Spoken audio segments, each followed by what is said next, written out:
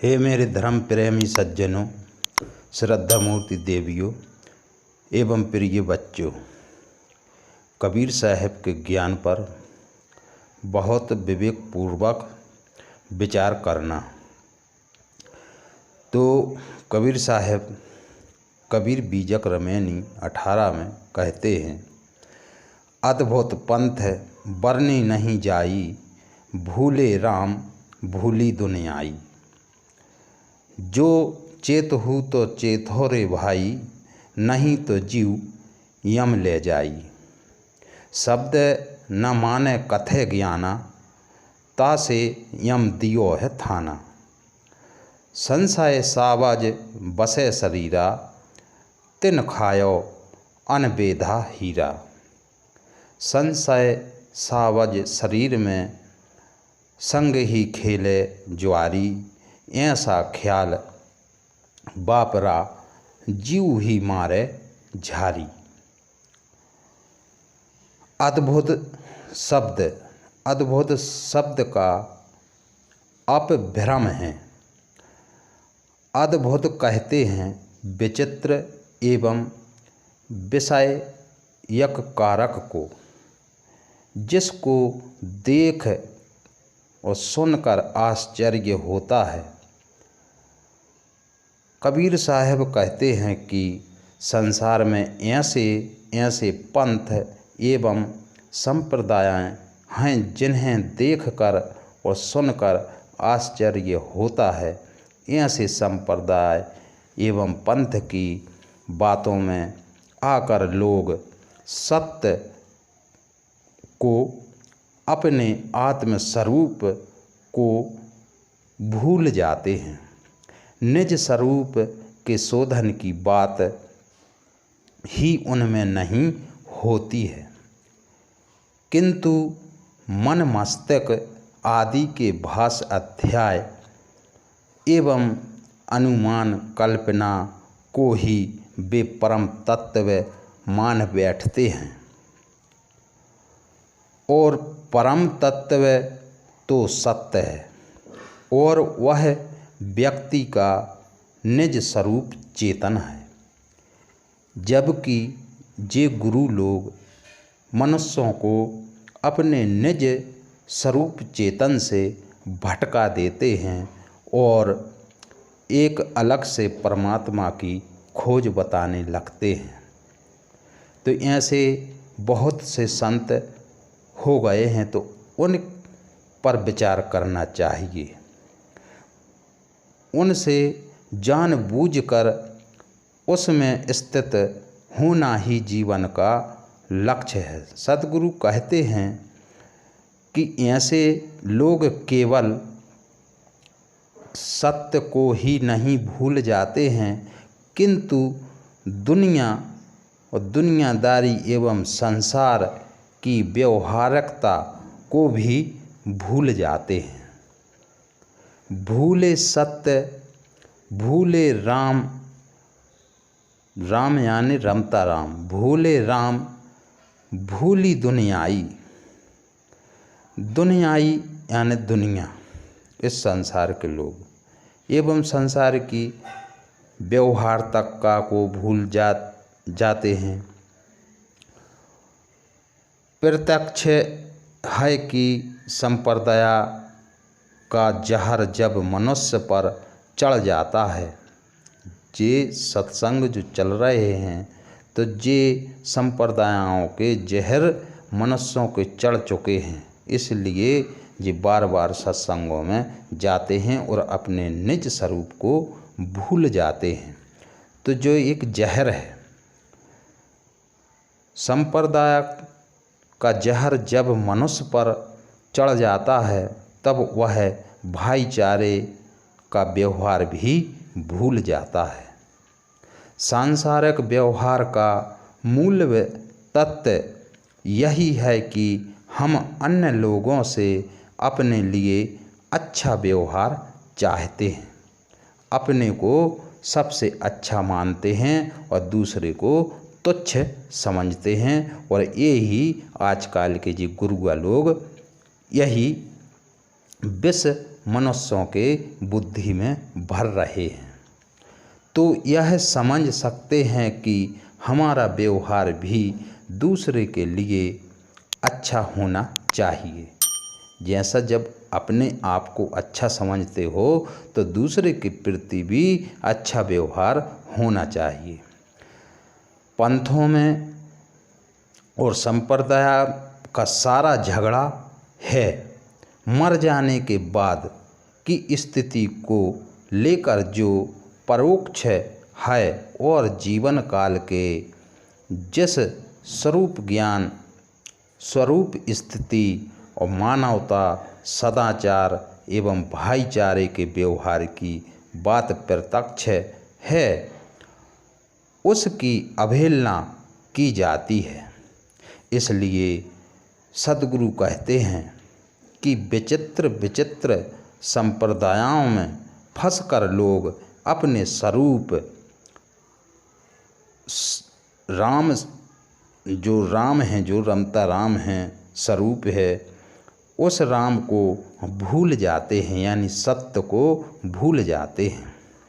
सांसारिक व्यवहार जो परस्पर भाईचारा एवं सदाचार है, उसे भी भूल जाते हैं। इसीलिए साहब ने कहा है कि भूले राम भूली दुनियाई को दूसरे अर्थ में यह ऐसा भी समझ सकते हैं कि विचित्र संप्रदाय में संसार के साधारण लोग तो भूल ही गए, राम ही भूल गए, और राम के लिए तथा दुनिया के लिए भूले शब्द का प्रयोग अलग अलग है, इसलिए दोनों के भूलने की बात है। इस स्थिति में राम का अर्थ दशरथ सुत श्री राम से जोड़ा जा सकता है। ऐसी स्थिति में निम्न प्रकार से विचार रखा जा सकता है। जड़ और चेतन को कभी अलग अलग मानना और कभी दोनों को एक ही मानना, यह अद्वैत ब्रह्मवाद ही अद्भुत पंथ है। योग वशिष्ठ में लिखा गया, ब्रह्म ही जगत है और जगत ही ब्रह्म है। यहाँ जड़ चेतन का कोई निर्णय नहीं है। सांख्य और योग के ख्याल से तथा मानव के सहज विवेक से भी जड़ और चेतन की अनभिन्न दृष्टि ही अभिधा है, और इसी को अद्वैत ब्रह्मवाद में ज्ञान मान लेना एक विषय कारक अवधारणा है। योग वशिष्ठ जो 32,000 श्लोकों का ब्रह्मवादी ग्रंथ है, इसी मत का प्रतिपादन करता है।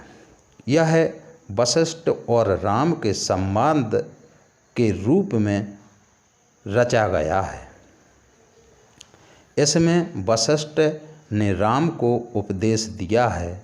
इस ग्रंथ के अनुसार श्री राम ने जड़ चेतन अभिन्न अद्वैत ब्रह्मवाद स्वीकार कर लिया है। यह सब लक्ष्य रखकर यदि सतगुरु ने कहा हो कि इसमें संसार के लोग तो भूले ही हैं, श्री राम भी भूल गए, तो प्रशंसक यह है, क्योंकि ब्रह्मवाद की आलोचना करते हुए ग्रंथकार पीछे 8वीं रवानी में कह आए हैं, वो ही बात राम वशिष्ठ में लगाई। यह भी सच है कि योग वशिष्ठ के लेखक ने श्री राम को बलात् घसीट कर अद्वैत ब्रह्मवादी बनाया है, क्योंकि राम कथा के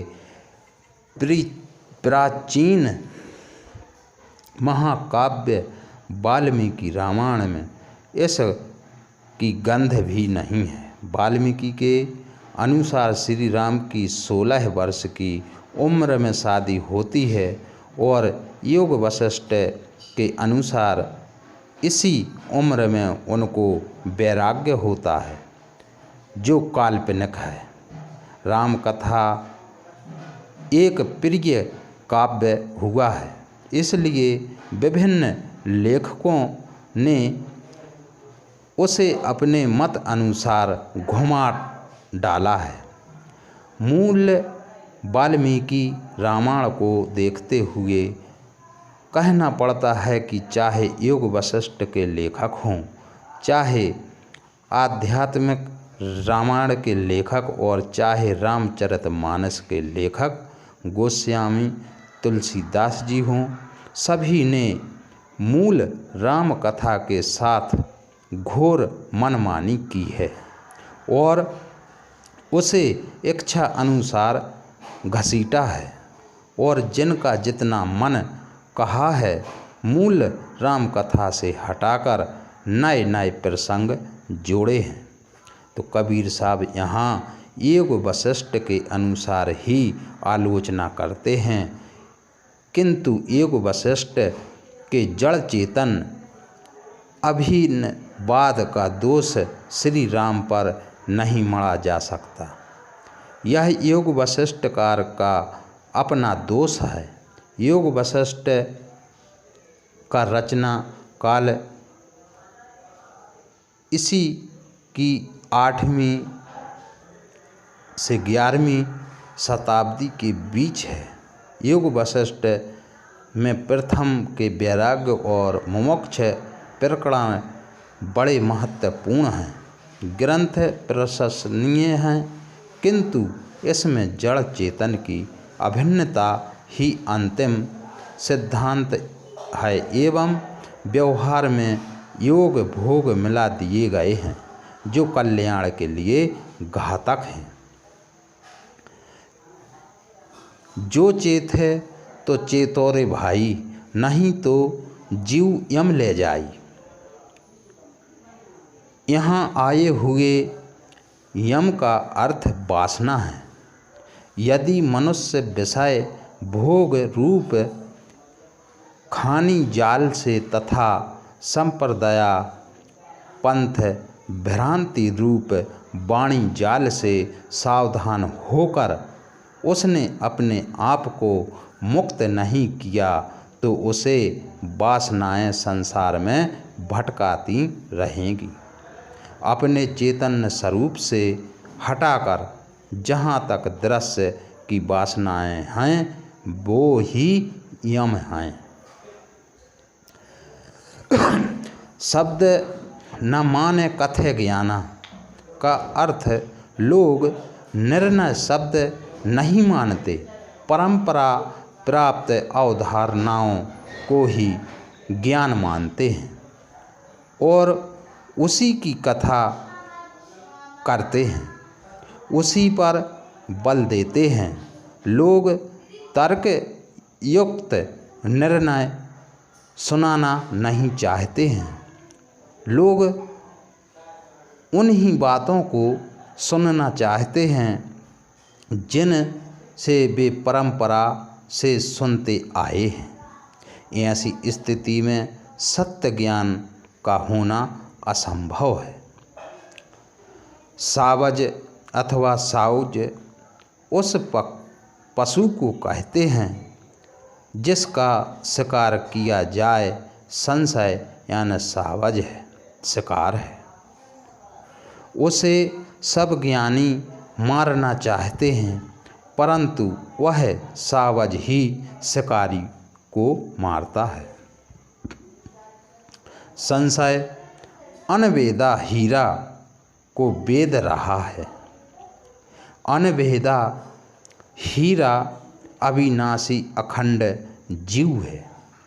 जीव से ही उत्पन्न संशय जीव को खा रहा है। लोक में शिकारी शिकार को मारता है, परंतु यहाँ शिकार ही शिकारी को मार रहा है।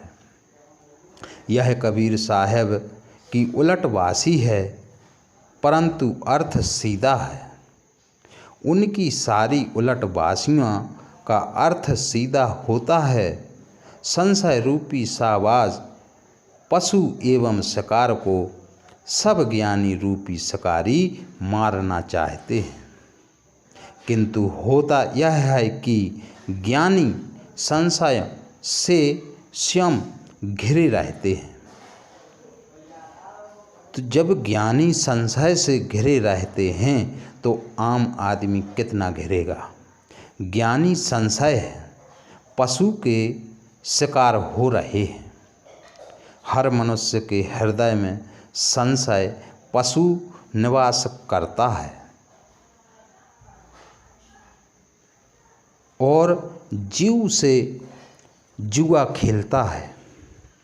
आध्यात्मिक संशय, व्यवहारिक संशय से हर मनुष्य हर समय पीड़ित रहता है, दुखी रहता है। मैं कौन हूँ? संसार क्या है? कोई ईश्वर है कि नहीं? मेरे कल्याण का रास्ता क्या है? मरने के बाद क्या होगा? इत्यादि आध्यात्मिक ये संशय है और संशय ही पशु है। पत्नी, बच्चे, माता पिता, भाई, बंधु, संबंधी, पड़ोसी, मित्र सबके प्रति मनुष्य के मन में संशय, संदेह, आशंका, भ्रम बने रहते हैं कि वे हमारे लिए क्या ख्याल रखते हैं, वे हमें धोखा तो नहीं दे रहे हैं इत्यादि। यह व्यवहारिक संशय है। जब मनुष्य जब तक अपने स्वरूप को नहीं पहचानता, अपने चरित्र को पवित्र नहीं करता, आत्मज्ञानी, आत्मविश्वासी और आत्मजीत नहीं होता, तब तक संशय का शिकार होता रहता है। जिस दिन व्यक्ति अपने स्वरूप को पहचान कर आत्मविश्वास पूर्वक मानवीय चरित्र की ऊंचाई पर पहुंच जाता है, उसके सारे संदेह समाप्त हो जाते हैं। दूसरे पर संदेह यानी संशय, भ्रम आदि का मूल अपने स्वरूप का अज्ञान तथा नैतिकता की कमी ही है।